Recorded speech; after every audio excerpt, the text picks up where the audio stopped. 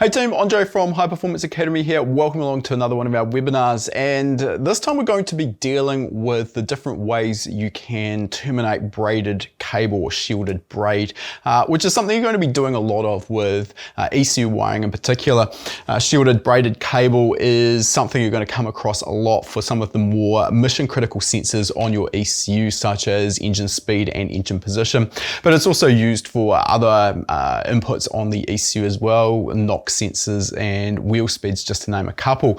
So we're going to be going through a couple of practical demonstrations as we move through that webinar, showing you what you need to know in order to do it neatly and, most importantly, reliably.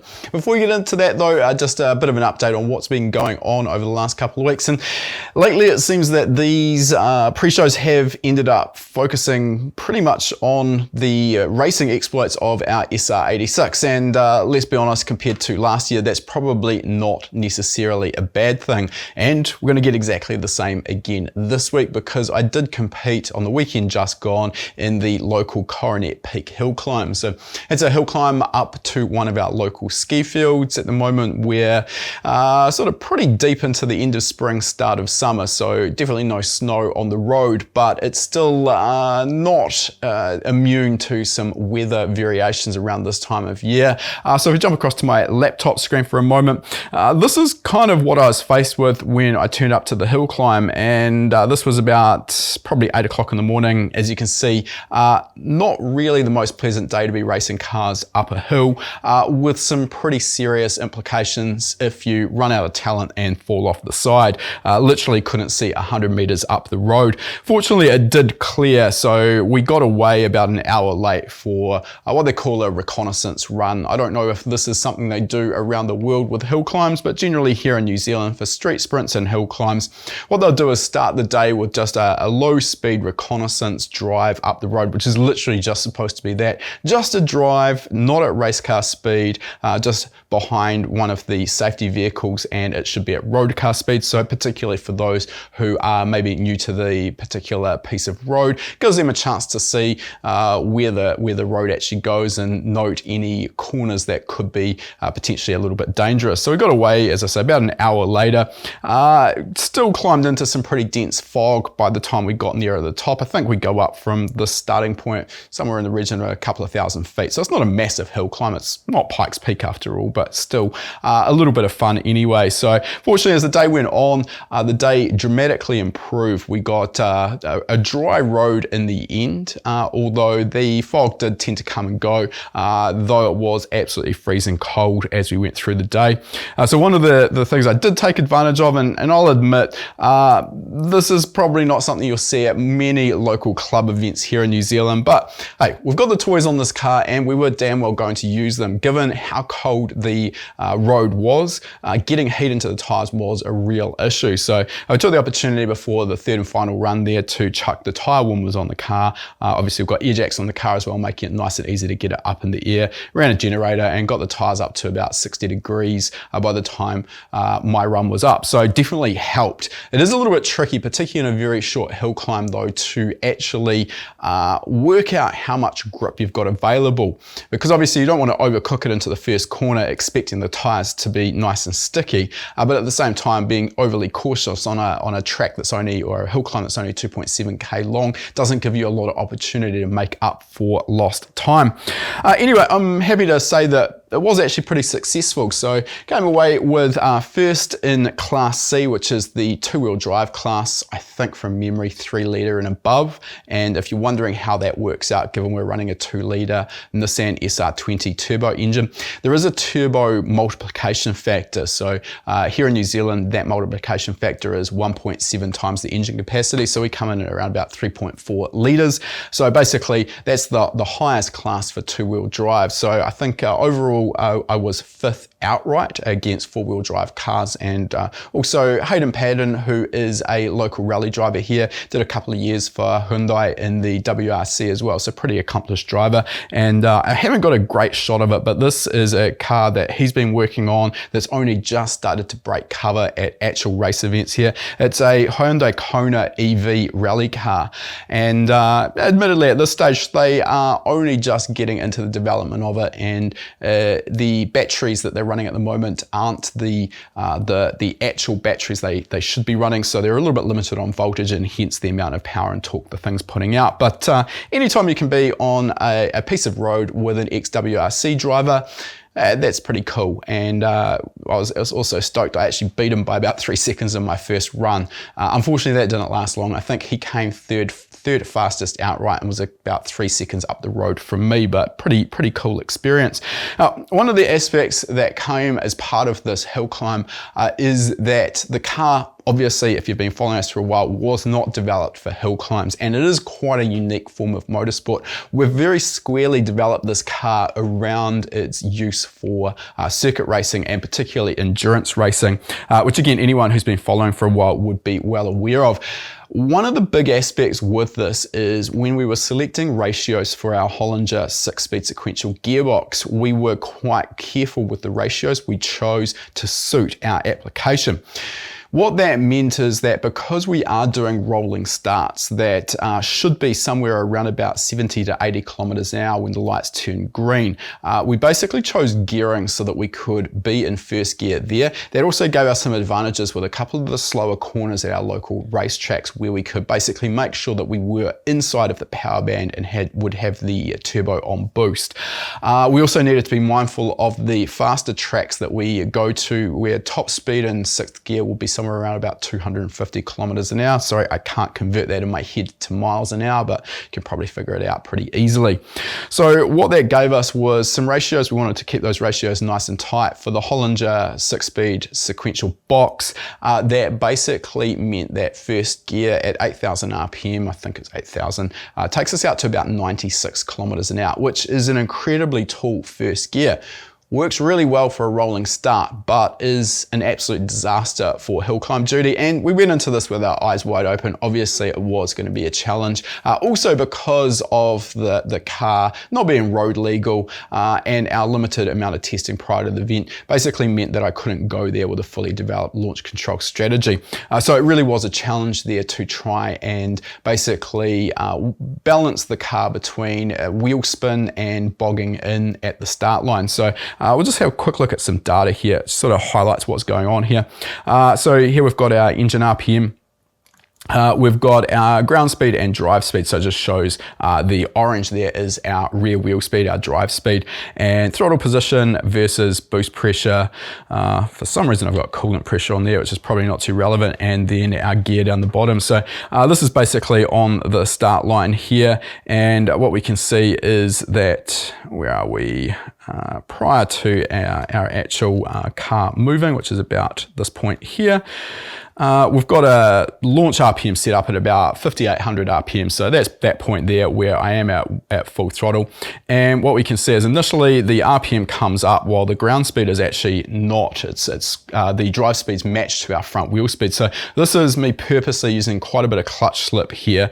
However, as we move through about this point here, get a little bit more off the clutch, and of course then the car breaks up into wheel spin, which is what we've got here.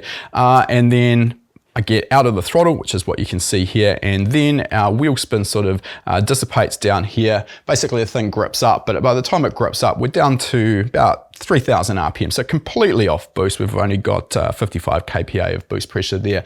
So again, basically just bogged in. So I think on the video, it looks like it's probably about 2 seconds that I lost off the start line. It's really hard to tell, obviously. And then because of the gearing as well, there's 3 very tight switchback hairpin corners on this hill climb, and we're probably losing about the same amount of time on each of those corners. So we've just got to decide now if we do want to try this hill climb out again next year. I really enjoyed myself, and I think if we did, probably what we could choose to do is change the drop gears inside the Hollinger gearbox, so we don't have to change the whole gear set. There's drop gears which basically are like an overall gearing for the gearbox, so by changing those drop gears we can gear the whole gear set up or down, and I think if we could get that first gear down so it's a bit more sensible for hill climb use, maybe went out to 60, 65 kilometers an hour instead of 95, 96 kilometers an hour, that would actually work really well. As it turned out as well, if we go through the rest of this run here, I think we're only in 5th gear at one point here. Maximum speed that we've got on this, about 200 kilometers an hour, just under. So yeah, we're only at this point here in 5th gear. We are 6,800 RPM. So we're not using all of 5th gear, didn't even touch 6. So we could definitely lose a little bit of the top end there in terms of improving our launch off the line. So we're back to the racetrack. I think in another weekend's time, we're going to Teretonga again for another little club sprint. So it'd be really good to get the car back out on that track. It is a track I really enjoy. It's only about 2 hours from where we are here in Queenstown. And unfortunately, last time we went there, which was for the last round of the Enduros that we raced at, we had all of the problems we've already talked about. So I didn't really get a decent crack at the actual racetrack itself. We haven't been back there since we had the V8 in it. And I'm really looking forward to seeing just how much faster it is with the SR20 plus all of the aero development we've done. So rest assured, if we do manage to get to the racetrack, we'll bring you another update after that. All right, just want to also talk a little bit about one of the Instagrams that I put up, and that leads into one of our more recent course releases here. So if we jump across to my laptop screen for a moment, this is an Instagram I put up last week, and it's pretty typical sort of look at the rear suspension of a single-seater wings and slicks style of race car, which as you can see here runs inboard pushrod actuated suspension. And there's a couple of reasons that they do this. The pushrod suspension, one of the biggest advantages is it gets this bulky damper and spring unit out of the airflow. So conventionally that would be mounted down here off the hub, which is obviously out of sight in this particular shot, but it gets that out of the airflow. That cleans up the airflow and also cleans up the airflow onto the aerodynamic devices downstream. The other advantage here with the pushrod is that by changing this rocker design, there's some advantages that can be gained in terms of geometry and the way the actuator, the damper I should say, is actuated. This can give the benefit of aspects such as rising rate suspension movement. So basically the spring rate and the damper movement versus the wheel movement are not linear through the wheel's travel. Now, more specifically, and what I wanted to talk about here, and this is one of the common questions we've had since we started developing course material around suspension and race car driver development, is how do we optimize the rebound and bump settings on shocks or dampers? And on a normal sort of motorsport style, enthusiast level motorsport style damper, most often we're going to have either one or possibly two of these adjusters. Most often it's one that's going to affect both bump and rebound together. More of the effect is on the rebound than the bump damping. But when we get to a professional level motorsport like this, it's not uncommon to have 4 or 5-way adjustable dampers, giving us separate adjustability for low and high speed bump and rebound settings. And that's to do with the speed of the damper movement, not the speed of the car. And also sometimes on high level dampers, there will be an extra adjustment for blow off valve settings, which is used when the driver runs a curb. So that allows the suspension to move very quickly, absorb that hit of the curb without upsetting the balance of the car. But how do we go about actually knowing when these settings are correct? And some of this does come down to testing the car on the track with a variety of different settings and just doing back to back, seeing how the car rides bumps, how it feels, whether it's stable, whether it's starting to bounce over bumpy sections of the track, how it responds to driver input. So particularly the low speed aspect of the bump and rebound, that has a big effect on how the car feels. So when we pitch it into a corner, how sort of reactive the car will feel. So all of that sort of comes into it. But then we've got this other option here, which really can sort of validate our settings quite nicely, which is the shock pod or linear suspension damper travel potentiometer. So that is something that's logged at relatively high frequency by our data analysis system. And we can then analyze that. Particularly we can build up from Knowing the damper position versus time, the suspension analysis or the analysis software itself can then calculate the damper velocity. Histograms can then be displayed, which gives us a really nice visual representation of how the damper is responding in bump and rebound travel. So that's a really good way of analyzing and optimizing the suspension setup, particularly your damper settings at least. A question would be, obviously, how do we know what to do with that information? And if you are interested in learning more, 2 courses that would be beneficial to you. We've got our professional data analysis course, which covers this sort of information in detail, along with a worked example on how to go about analyzing the data that comes from these sensors. And also, if you're more interested in learning about the suspension in general, one of our more recently released courses is our suspension tuning and optimization course. I've got that over here. And this course at the moment, it's $149 at the moment, on special for $79. We just jump into the curriculum here so you can see what is included. So we deal with the suspension fundamentals for a start. You'll learn about the different types of suspension, how they work. You'll also learn one of the key, or a couple of the key aspects here, including sprung versus unsprung mass, suspension travel and motion ratios. Might sound a little bit of a mouthful, but it's really important to understand the motion ratio for your suspension and how that affects damper adjustments, etc. And also suspension frequency, and understanding that will also help answer one of the other more common questions we get is, what spring rates should I run? I also cover spring links, anti-roll bars, and bump stops, the basics of dampers. And I don't want to downplay this because a damper is actually an incredibly complex device. So there is a lot that goes into this, but basic damper tuning we cover in here as well. And particularly for those of you interested in club level or even semi-professional motorsport, a huge amount of information in there. We cover suspension geometry as well, including how to actually model the suspension. We've got a spreadsheet in here that helps you actually enter the data from your own car that you can learn how to do through this course. And then you can enter all of that into this spreadsheet, and it'll give you a lot of information understanding, particularly when we start making changes, how those changes are going to affect the way the car handles. We talk about lateral load transfer basics, and then practical skills, including how to measure your center of gravity, measuring your motion ratio, measuring anti-roll bar stiffness, initial setup procedures, choosing springs, choosing and tuning your anti-roll bars, choosing and tuning dampers, and the lateral load transfer calculations. So if you are interested, it is an amazing course full of value, perfect for those of you who are involved in club level and semi-professional racing. All right, just want to quickly give you a bit of a sneak peek at a course we are just getting started with the development on, and this is something we have been asked about a lot. So this is our WinOLS course. So this is a little bit something we've been toying with for probably as long as High Performance Academy has been in business, but it is something that is a little bit more complex as far as tuning. This is a software that allows you to actually find maps in a raw hexadecimal file. So we'll jump across to my laptop screen, and as Sam, who's running this webinar today, just mentioned to me, it's almost as if they have purposely chosen the color green for this, so it looks a lot like staring straight into the matrix, which is exactly how I liken it. So basically what this is a higher level software that allows you to, as a tuner, to actually find the individual maps and then modify them inside of the software.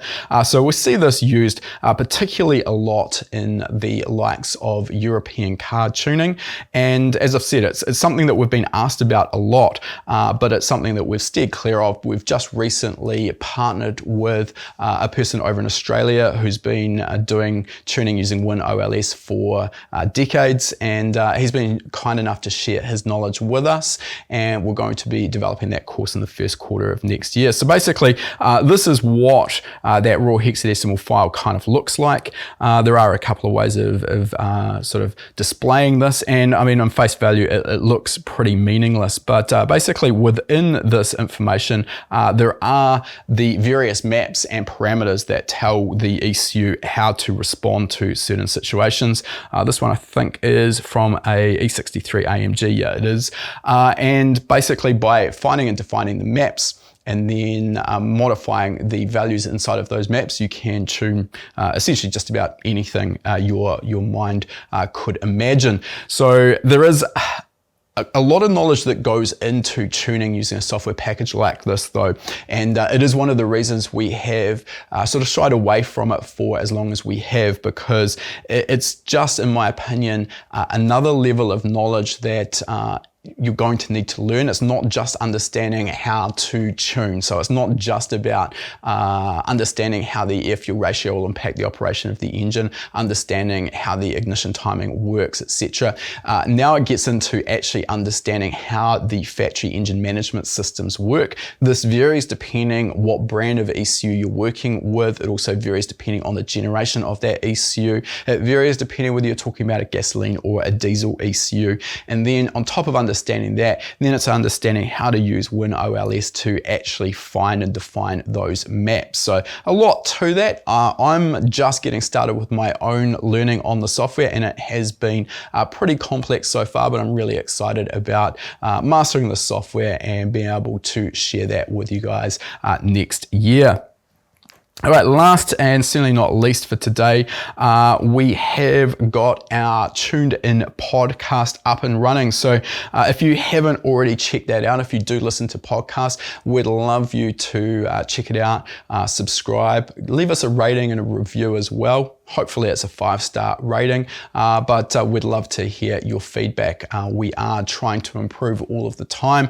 So our latest episode includes Mike McGuinness, and Mike's a longtime friend of High Performance Academy. We've known him probably for about 8 or 10 years now, and he's got a long history in motorsport and EFI tuning. So we talked to Mike about how he got started in tuning. Particularly we dive into his love of Subaru and how the factory calibrations in Subaru, quite often even off the showroom floor, have excessive ignition timing resulting in knock, and the requirement for the ECU to then retard the timing and stop that knock. So we talk about why factory calibrations are like this sometimes, how ECUs have changed over the years he's been involved with tuning, reflashing versus standalone ECUs, and now that line is getting a little bit grey now as to decide when it's time to go to an aftermarket standalone. So we talk about his take on that.